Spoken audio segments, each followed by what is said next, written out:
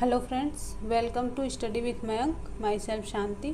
Friends, हम chapter 2 का 2.3 का 6 कंप्लीट कर चुके हैं।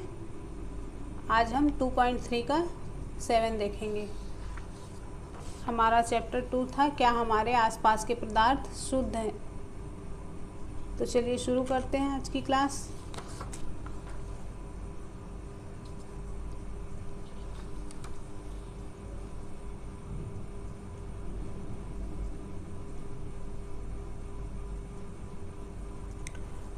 टू पॉइंट थ्री का 7 वायु से गैसों को कैसे प्राप्त कर सकते हैं। फ्रेंड्स, अगर हमको वायु से ऑक्सीजन गैस को प्राप्त करना है तो हमें वायु में उपस्थित दूसरे गैसों को अलग करना होगा।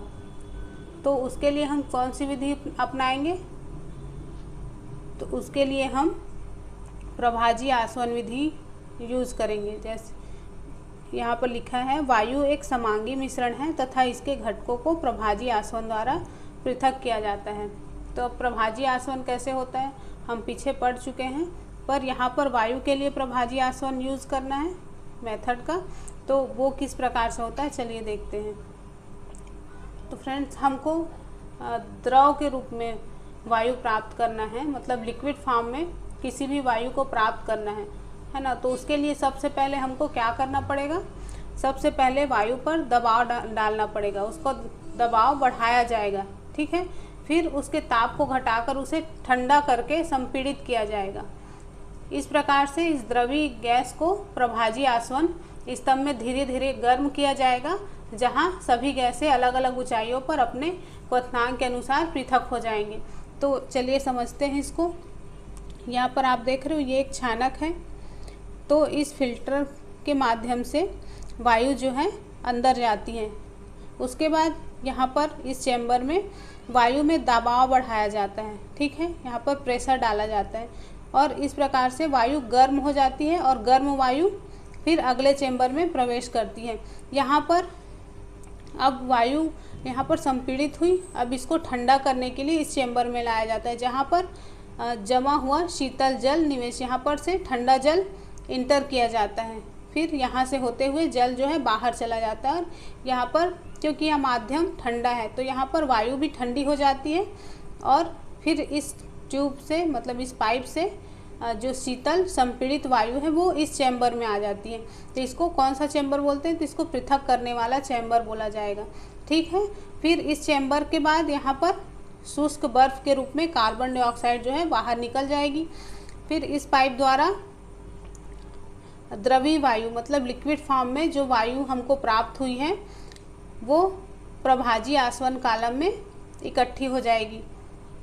अब इस प्रभाजी आसवन कालम में नाइट्रोजन गैस और आर्गन गैस, तो ये दोनों अलग अलग क्वथनांक पर पृथक हो जाएंगे और हमको द्रवीय वायु, मतलब द्रवीय ऑक्सीजन प्राप्त हो जाएगी, मतलब लिक्विड फॉर्म में हमको ऑक्सीजन यहाँ पर मिल जाएगी। तो इस प्रकार से हम किसी भी वायु के मिश्रण से किसी इच्छित वायु को प्राप्त कर सकते हैं, मतलब जो वायु हमको चाहिए उसको हम लिक्विड फॉर्म में पृथक कर सकते हैं, ठीक है। तो ये मेथड आपको समझ में आ गया होगा, ओके। इस प्रभाजी आसवन विधि द्वारा हमने जो वायु का पृथक किया उसके लिए एक फ्लो चार्ट बनाया गया है, मतलब क्या बोला जाता है उसको, प्रवाह चित्र बनाया गया है, जिसमें सबसे पहले वायु लेंगे, फिर उसका दाब बढ़ाकर तथा तापमान करके वायु को संपीड़ित तथा ठंडा करना, फिर द्रवीय वायु प्राप्त होगा, फिर उसका प्रभाजी आसवन कालम में वायु को धीरे धीरे गर्म करना, विभिन्न ऊंचाइयों पर गैसों का पृथक्करण हो जाएगा, जिससे फिर देखते हैं कौन कौन से गैस कितने तापमान पर पृथक होता है। तो यहाँ पर सेंटीग्रेड में क्वथनांक दिया गया है। ऑक्सीजन, आर्गन और नाइट्रोजन गैस कितने कितने टेम्परेचर पर पृथक होते हैं। तो यहाँ पर वायु प्रतिशत आयतन में, मतलब वायु में उसका परसेंटेज कितना होता है ये है, ठीक है। तो हमको ऑक्सीजन -183 पर प्राप्त होगा, आर्गन -186 पर और नाइट्रोजन -196 पर प्राप्त होगा, ठीक है। और ये तो आप जानते ही हो कि वायु में इनका प्रतिशत क्या होता है। तो 20.9% ऑक्सीजन, आर्गन 0.9% और नाइट्रोजन 78.1%, ठीक है। तो ये क्या था, तो वायु से गैसों को प्राप्त करने के लिए प्रवाह चित्र था। ठीक है, अब ये पॉइंट भी कंप्लीट हो गया। आगे देखते हैं 2.3 का 8, किसी अशुद्ध नमूने में से शुद्ध कॉपर सल्फेट कैसे प्राप्त कर सकते हैं। तो मान लीजिए कि कोई अशुद्ध नमूना दिया गया है, उसमें हमको कॉपर सल्फेट को शुद्ध करके प्राप्त करना है। तो ये कौन सी विधि द्वारा किया जाएगा, तो क्रिस्टलीकरण विधि द्वारा। ठीक है, क्रिस्टलीकरण विधि का प्रयोग ठोस पदार्थों को शुद्ध करने में किया जाता है। एग्जाम्पल के लिए जैसे कि समुद्री जल से नमक को पृथक करना। तो फ्रेंड्स, क्रिस्टलीकरण के द्वारा क्रिस्टल के रूप में शुद्ध ठोस को विलयन से पृथक किया जाता है। ओके, ये हम पहले ही पढ़ चुके हैं क्रिस्टलीकरण क्या होता है, इसका मेथड क्या है ना। तो एग्जाम्पल है समुद्री जल से नमक प्राप्त करना, और इसके मतलब इसमें जो हम समुद्र से जो नमक पृथक किया जाता है उसमें बहुत सी अशुद्धियाँ घुली हुई होती हैं, और इन अशुद्धियों को दूर करने के लिए ही क्रिस्टलीकरण विधि का उपयोग किया जाता है। तो यह वह विधि है जिसके द्वारा क्रिस्टल के रूप में शुद्ध ठोस को विलयन से पृथक किया जाता है। क्रिस्टलीकरण विधि साधारण वाष्पीकरण विधि से बहुत अच्छी होती है। तो क्यों होती है, तो इसमें जो वाष्पीकरण विधि है उसमें कुछ ठोस विघटित हो जाते हैं, और कुछ जैसे चीनी के जैसे जो पदार्थ होते हैं वो गर्म करने पर झुलस जाते हैं वाष्पीकरण करने पर, क्योंकि वाष्पीकरण करने के लिए हमको आग का उपयोग करना पड़ता है ना। और इस प्रोसेस में कुछ पदार्थ जो हैं वो डैमेज हो जाते हैं, मतलब जल जाते हैं। ठीक है, और छानने के बाद भी अशुद्ध विलेय पदार्थ को विलायक में घोलने पर विलयन में कुछ अशुद्धियाँ रह जाती हैं। ओके, और वाष्पीकरण होने पर ये अशुद्धियाँ ठोस को दूषित कर सकती हैं। ओके फ्रेंड्स, तो इस तरह से जो वाष्पीकरण से अच्छी विधि कौन है, क्रिस्टलीकरण विधि। अब इसका अनुप्रयोग क्या क्या है, तो वही अशुद्ध नमूने से फिटकरी को पृथक करने में। ठीक है, और दूसरा उपयोग वही है समुद्र जल से नमक को शुद्ध करने में। तो फ्रेंड्स, इस प्रकार के मिश्रण की जो प्रकृति होती है उसके द्वारा इन विधियों में से किसी का एक का प्रयोग करके हम शुद्ध पदार्थ प्राप्त कर सकते हैं। और जो तकनीकी है उसके विकास के साथ कई और पृथक करने वाली विधियों का आविष्कार हो चुका है। जैसे कि शहरों में जल घर से पीने योग्य जल की आपूर्ति की जाती है।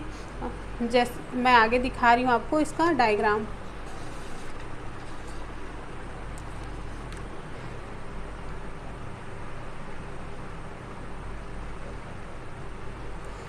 यहाँ पर आप जल घर में जल को शुद्ध किस तरह से किया जाता है उसका डायग्राम आप देख सकते हो। ठीक है, तो यहाँ पर क्या किया जाता है, ये जो देख रहे हो ये जल भंडार है। फिर इसको एक पाइप के द्वारा एक बड़े से टैंक में लाया जाता है। तो यह टैंक क्या है, तो यहाँ पर ठोस पदार्थों के नीचे बैठने के लिए तलहट टैंक। यहाँ पर बड़े बड़े जो अशुद्धियाँ हैं, ठोस पदार्थ हैं, वो यहाँ पर पृथक हो जाते हैं। उसके बाद दूसरे टैंक में जब आता है जल, तो यहाँ पर निलंबित अशुद्धियों के लिए तलहट भार टैंक। यहाँ पर जो निलंबित मतलब उसमें घुली हुई अशुद्धियाँ होती हैं उसके लिए टैंक होता है। तो यहाँ पर वो अशुद्धियाँ अलग हो जाती हैं। फिर उसके बाद एक बहुत बड़ा सा टैंक होता है जिसको छानक टैंक बोला जाता है। ओके, इसमें सबसे ऊपरी परत में बिल्कुल बारीक रेत के कण होते हैं, बालू। ठीक है, उसके बाद मोटे कंकड़ होते हैं, उसके बाद उससे भी बड़े मोटे कंकड़ होते हैं, जैसे कि आपने डायग्राम में देखा। ठीक है, और ऊपर में जल होता है। तो इस तरह से आप देखेंगे कि जो अशुद्धियाँ हैं, मोटे कंकड़ और रेत के कण, वो यहाँ पर पृथक हो जाते हैं। ठीक है, अब इसके बाद फिर जो जल है वो इस टैंक में आएगी, और यहाँ पर बैक्टीरिया मारने के लिए क्लोरीनीकरण किया जाता है। यहाँ पर कुछ दवाइयाँ मिलाई जाती हैं जो जल को शुद्ध करते हैं। ठीक है, फिर यहाँ पर अब जल जो है पर्याप्त रूप से शुद्ध हो चुका है। अब ये हमारे पीने लायक है, और इसको पाइप के द्वारा घरों तक भेजा जाता है। ठीक है, तो इस प्रकार से जल को शुद्ध किया जाता है। ओके, अब ये पॉइंट भी कंप्लीट हो गया। चलिए एक दो क्वेश्चन देख लेते हैं। तो पहला प्रश्न है, पृथक करने की विधियों के नाम दें। आपको ये पृथक इन पदार्थों को किस तरह से पृथक किया जाता है उसकी विधि का नाम देना है। पहला है दही से मक्खन, दूसरा समुद्री जल से नमक, नमक से कपूर, और चौथा है पेट्रोल और मिट्टी का तेल। ठीक है, इसका पृथक्करण विधि का आप नाम बताइएगा। अब आगे देखते हैं 2.4 भौतिक एवं रासायनिक परिवर्तन। फ्रेंड्स, शुद्ध पदार्थ और मिश्रण में अंतर को समझने के लिए सबसे पहले हम भौतिक और रासायनिक परिवर्तनों के बीच में अंतर को जानेंगे। हमने लास्ट चैप्टर में पदार्थ के भौतिक गुणों के बारे में पढ़ा था। मतलब भौतिक गुण क्या होते हैं? ऐसे गुण जिनका हम अवलोकन एवं वर्णन कर सकते हैं, जैसे कि रंग, कठोरता, दृढ़ता, बहाव, घनत्व, द्रव्यनांक, क्वथनांक इत्यादि को भौतिक गुण कहा जाता है। आप पहले ही जानते हो भौतिक गुण और रासायनिक गुण के बारे में। ठीक है, अब यहाँ पर हम भौतिक परिवर्तन के बारे में जानेंगे। यहाँ पर मैंने भौतिक गुण लिखा है, मुझे यहाँ पर एक पॉइंट और डालना था भौतिक परिवर्तन, पर मैं भूल गई हूँ उसको डालना, तो आप यहाँ पर सुन के लिख लीजिएगा। ठीक है, तो भौतिक परिवर्तन क्या होता है? तो अवस्थाओं का अंतः रूपांतरण एक भौतिक परिवर्तन है, क्योंकि ये परिवर्तन पदार्थों के संगठन में बिना परिवर्तन किए होता है और इनकी रासायनिक प्रकृति में भी कोई परिवर्तन नहीं होता। जैसे कि आप जानते हो बर्फ, जल और वाष्प अलग अलग दिखते हैं और ये भिन्न भिन्न भौतिक गुणों को दर्शाते हैं, लेकिन ये रासायनिक रूप से समान होते हैं। मतलब जो जल का अणु है वो बर्फ़ में जो H2O है, जल के अणु में H2O होता है, तो वो बर्फ़ अगर देखेंगे तो बर्फ़ में बदल जाएगा क्या? कुछ और हो जाएगा क्या उसका सूत्र? नहीं, वो बर्फ़ भी H2O ही कहलाएगा, है ना। तो इस तरह से भौतिक गुण क्या होते हैं आपने जाना। तो भौतिक परिवर्तन भी वही है, एक अवस्था से दूसरी अवस्था में बदलना। ठीक है, जबकि रासायनिक गुण क्या है? इसका एक और एग्जाम्पल मैं बता रही हूँ भौतिक परिवर्तन, भौतिक गुणों में परिवर्तन को। तो जल और खाना पकाने वाले तेल दोनों द्रव हैं, लेकिन इसके रासायनिक जो गुण हैं वो अलग अलग हैं, है ना। इनकी गंध और ज्वलनशीलता में अंतर है। हम जानते हैं कि तेल हवा में जलता है जबकि जल आग को बुझाता है, तो तेल का यह रासायनिक गुण जल से इसे अलग करता है ना। जलना एक रासायनिक परिवर्तन है और जलने की प्रक्रिया में एक पदार्थ से क्रिया करके अपने रासायनिक संगठन में परिवर्तन लाता है। जैसे कि आप यहाँ पे देखोगे रासायनिक गुण। रासायनिक परिवर्तन पदार्थ के रासायनिक गुण धर्मों में परिवर्तन लाता है तथा हम नया पदार्थ पाते हैं। मैंने पिछले क्लास में भी आपको बताया था, क्लास 8 में भी हम पढ़ चुके हैं रासायनिक गुण क्या होते हैं, रासायनिक परिवर्तन क्या होते हैं। ठीक है, तो और रासायनिक परिवर्तन को हम रासायनिक प्रतिक्रिया भी कहते हैं। ठीक है, जैसे कि मोमबत्ती के जलने की प्रक्रिया, तो इसमें भौतिक और रासायनिक दोनों परिवर्तन होते हैं। कैसे होते हैं? क्योंकि मोमबत्ती जो ठोस अवस्था में होती है वो जलकर पिघल जाती है ना, द्रव अवस्था में बदल जाती है, और मोमबत्ती के जलने से प्रकाश उत्पन्न होता है जो कि एक रासायनिक परिवर्तन है। ठीक है, तो ये पॉइंट भी यहाँ पे कंप्लीट हो गया। इसका भी क्वेश्चन देख लेते हैं। पहला क्वेश्चन है, निम्न को भौतिक और रासायनिक परिवर्तनों में वर्गीकृत करें। इसमें से आपको बताना है कि कौन से भौतिक परिवर्तन है और कौन से रासायनिक परिवर्तन। पहला है पेड़ों को काटना, मक्खन का एक बर्तन में पिघलना, अलमारी में जंग लगना, जल का उबलकर वाष्प बनना, जल में साधारण नमक का घुलना, फलों से सलाद बनाना, विद्युत तरंग का जल में प्रवाहित होने से हाइड्रोजन और ऑक्सीजन गैसों में विघटित होना। ठीक है, आप इसका आंसर कमेंट करके बताइएगा। 2.5 है, शुद्ध पदार्थों के क्या प्रकार हैं। तो फ्रेंड्स, पदार्थों को उनके रासायनिक संगठन के आधार पर तत्वों या यौगिकों में वर्गीकृत किया जा सकता है। आपको पता है कि शुद्ध पदार्थ या तो तत्व हो सकते हैं या फिर यौगिक हो सकते हैं। ठीक है, तो हम सबसे पहले तत्व के बारे में जानेंगे। 2.5 का 1 तत्व।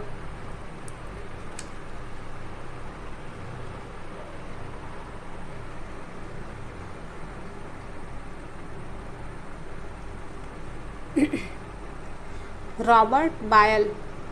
तो फ्रेंड्स, रॉबर्ट बायल पहले वैज्ञानिक थे जिन्होंने सन 1661 में सबसे पहले तत्व शब्द का प्रयोग किया। ठीक है। उसके बाद फ्रांस के रसायनज्ञ एंटोनी लॉरेंट लेवाइजिए ने 1743 से 1794 के अनुसार, अब हम जानेंगे कि वैज्ञानिक जो है फ्रांस के एंटोनी लॉरेंट लेवाइजिए, इन्होंने सबसे पहले तत्व की परिभाषा को प्रयोग द्वारा प्रतिपादित किया। ठीक है। उनके अनुसार क्या है, तो उन्होंने जो परिभाषा दी उसके अनुसार तत्व पदार्थ का वह मूल रूप है जिसे रासायनिक प्रतिक्रिया द्वारा अन्य सरल पदार्थों में विभाजित नहीं किया जा सकता। ठीक है। मतलब तत्व वे पदार्थ हैं जिनको और अधिक सरल पदार्थों में अलग या पृथक नहीं किया जा सकता। ठीक है। मतलब तत्व सबसे शुद्धतम पदार्थ होते हैं, पदार्थ की शुद्धतम अवस्था होती है। ओके। और तत्वों को साधारणतः धातु, अधातु तथा उपधातु में वर्गीकृत किया जा सकता है। तो फ्रेंड्स, धातुएं क्या होती हैं, कैसी होती हैं, आपको पता है। मैंने पिछले क्लास में आपको पढ़ाया था, क्लास 8 में। तो इसके गुण धर्म मतलब इसकी विशेषताएं, तो देखते हैं धातुओं की क्या विशेषताएं होती हैं। तो प्रायः धातुएं इनमें से सभी गुणों को या कुछ को प्रदर्शित करती हैं। ठीक है।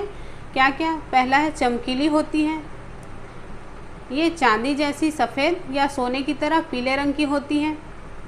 ताप और विद्युत की सुचालक होती हैं, ये तन्य होती हैं और इनको तार के रूप में खींचा जा सकता है। ठीक है।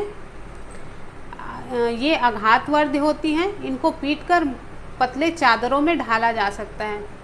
ठीक है। ये प्रतिध्वनि पूर्ण होती है, मतलब इनको अगर चोट की जाए इन पे तो ये ध्वनि उत्पन्न करती हैं।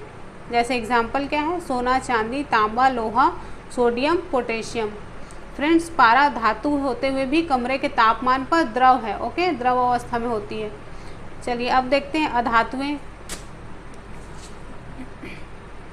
अधातुएं क्या होती हैं, इनके गुण क्या हैं। तो विभिन्न रंगों में होती हैं। ठीक है। ये ताप और विद्युत की कुचालक होती हैं। ये चमकीली, प्रतिध्वनिपूर्ण और आघातवर्ध नहीं होती हैं, मतलब इनमें चमक नहीं होती, इन पर चोट करने से इसमें ध्वनि नहीं उत्पन्न होती, और आघातवर्ध नहीं होती, मतलब इन पर ठोकर लगने या फिर इनको तोड़ने से ये बिखर जाती हैं, मतलब टूटकर भुरभुरी होती हैं। ठीक है। अब इसके एग्जाम्पल क्या हैं, तो hydrogen, oxygen, iodine, carbon, carbon के अंदर कोक और कोल आते हैं। ठीक है। ब्रोमीन और क्लोरीन, तो ये सब क्या हैं, ये सब अधातु हैं। ठीक है।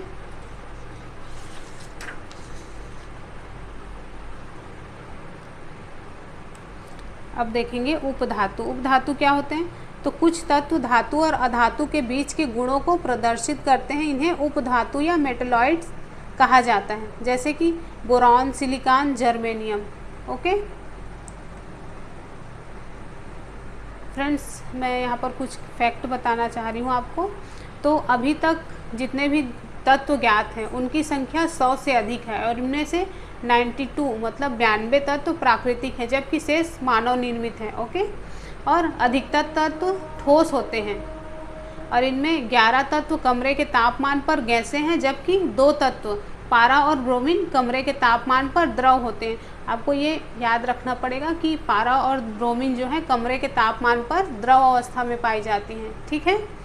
गैलियम तथा सीजियम तत्व कमरे के तापमान जैसे कि 303 केल्विन से कुछ अधिक तापमान पर द्रव अवस्था ले लेते हैं। ठीक है। तो ये फैक्ट है, ये कुछ याद रखिएगा आप, इनको क्वेश्चन में डायरेक्ट पूछ लिया जाता है। नेक्स्ट है 2.5 का 2 यौगिक। हमने तत्व के बारे में जाना, अब हम यौगिक के बारे में जानेंगे। तो वे पदार्थ जो 2 या 2 से अधिक तत्वों के नियत अनुपात में रासायनिक तौर पर संयोजन से बनते हैं, मतलब जब तत्व किसी निश्चित अनुपात में मिलते हैं तो क्या मिलता है हमको, वहाँ पर यौगिक प्राप्त होता है। ठीक है। तो यौगिक क्या है, तत्व क्या है, ये भी मैं बता चुकी हूँ आपको। अब हम मिश्रण और यौगिक में अंतर समझ लेते हैं। ठीक है। तो मिश्रण क्या होते हैं, तत्व या यौगिक केवल मिश्रण बनाने के लिए मिलते हैं किंतु किसी नए यौगिक का निर्माण नहीं करते। जब तत्व और या यौगिक को मिलाया जाता है तो उससे हमको मिश्रण प्राप्त होता है, ठीक है, कोई नया यौगिक नहीं मिलता। जबकि यौगिक क्या होते हैं, कैसे बनते हैं, तत्व क्रिया करके नए यौगिक का निर्माण करते हैं, मतलब तत्व किसी निश्चित अनुपात में मिलते हैं तभी यौगिक का निर्माण होता है, ठीक है। दूसरा है मिश्रण का संगठन परिवर्तनीय होता है, मतलब इसमें हम किसी भी पदार्थ को जो मिश्रण के संगठन है उसके पदार्थ हैं उनको परिवर्तित कर सकते हैं, ठीक है, कम ज़्यादा कर सकते हैं।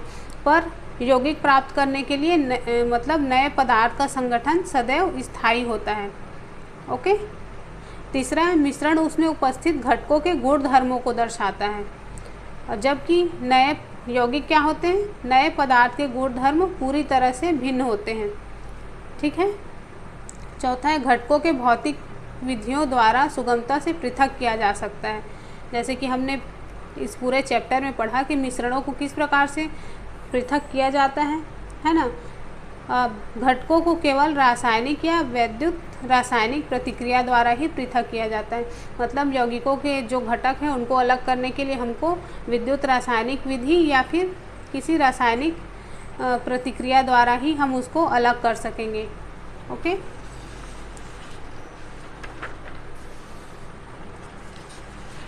तो फ्रेंड्स, यहाँ पर हमारा ये चैप्टर कंप्लीट हो गया।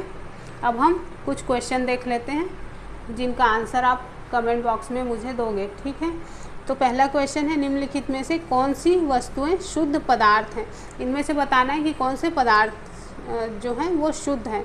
जैसे कि बर्फ़, दूध, लोहा, हाइड्रोक्लोरिक अम्ल, पारा, कैल्शियम ऑक्साइड, ईंट, लकड़ी, वायु, ठीक है। दूसरा क्वेश्चन है निम्नलिखित मिश्रणों में से विलयन की पहचान करें। इसमें से विलयन कौन सा है बताना है आपको। मिट्टी, समुद्री जल, वायु, कोयला, सोडा जल। नेक्स्ट क्वेश्चन है निम्नलिखित में से टिंडल प्रभाव कौन प्रदर्शित करेगा। नमक का घोल, दूध, कॉपर सल्फेट का विलयन, स्टार्च विलयन। ये मैंने बहुत अच्छे से समझाया आपको एग्जाम्पल के द्वारा भी। चौथा क्वेश्चन है निम्नलिखित को तत्व, यौगिक तथा मिश्रण में वर्गीकृत करें। सोडियम, मिट्टी, चीनी का घोल, चांदी, कैल्शियम कार्बोनेट, टीन, सिलिकॉन, कोयला, वायु, साबुन, मीथेन, कार्बन डाइऑक्साइड और रक्त। पांचवा क्वेश्चन है निम्नलिखित में से कौन से परिवर्तन रासायनिक हैं। तो पौधों की वृद्धि, लोहे में जंग लगना, लोहे को के चूर्ण तथा बालू को मिलाना, खाना पकाना, भोजन का पाचन, जल से बर्फ बनना, मोमबत्ती का जलना। तो फ्रेंड्स, इन क्वेश्चन के आंसर आप मुझे कमेंट करके बताओगे। एक क्विक रिवीजन देख लेते हैं पूरे चैप्टर का, तो आपको क्वेश्चन का आंसर देने में आसानी होगी, ठीक है। तो देखते हैं, आप अगर अपना नोट्स बनाए होंगे तो उससे मिला लीजिएगा मैं जो बोल रही हूँ उसको, ठीक है। तो मिश्रण क्या है, तो मिश्रण में एक से अधिक पदार्थ किसी भी अनुपात में मिले होते हैं। जैसे कि तत्व या यौगिक, वही क्या कहलाता है, मिश्रण कहलाता है।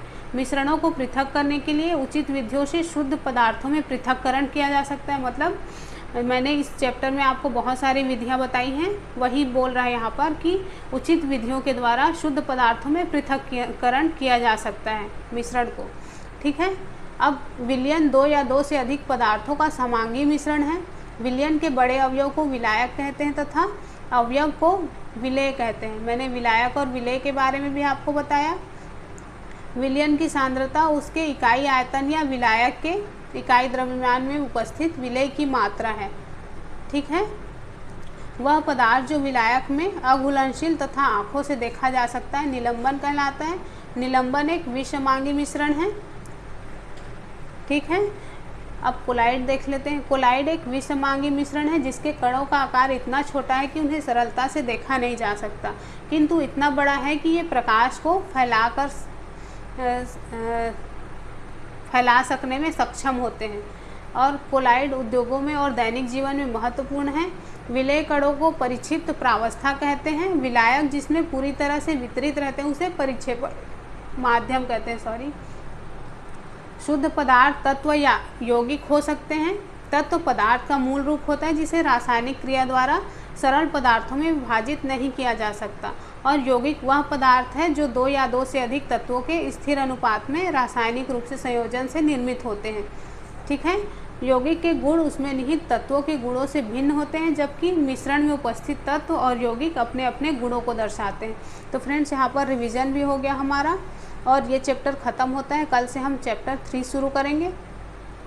ठीक है फ्रेंड्स, वीडियो पसंद आता है तो लाइक शेयर और कमेंट बिल्कुल करिएगा। ओके, तो मिलते हैं नेक्स्ट वीडियो में। Bye bye.